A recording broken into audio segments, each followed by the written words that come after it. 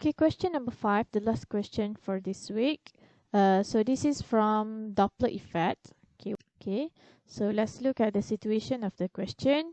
Okay, we have a sun source which can produce a sound frequency of 300 Hz.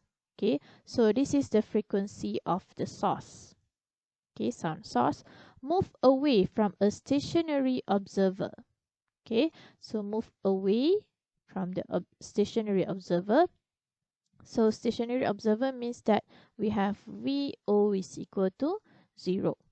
The observer noticed that the frequency of the sound heard, so the frequency of the sound heard changes by 10 Hz. Okay, so we need to deduce a frequency of sound heard, or we call it as apparent frequency. This is our case of moving away. Okay, source that is moving away. Our frequency apparent is low compared to the source of the frequency, meaning that you need to calculate the FA, that is equal to 300 minus 10 Hz, that is 290 Hz. So this frequency of the sound heard, because it changes by 10 Hz, so we need to do this calculation. So for the case of a stationary observer, we have formula for Doppler effect is equal to V plus minus, this is the general formula, VO over V plus minus Vs times the frequency of the source. So we can cancel out as our VO is equal to 0, so we don't have VO here.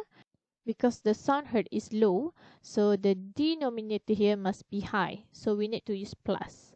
Then the equation, or the correct equation that we're supposed to use for this case is FA is equal to V over V plus Vs times Fs.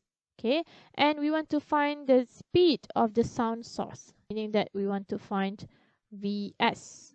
So substitute all the values we know. So 290, 340 over 340 plus Vs times 300. Okay, rearranging the equation using your mathematical knowledge, then you will get your Vs is equal to 11.72 meter per second.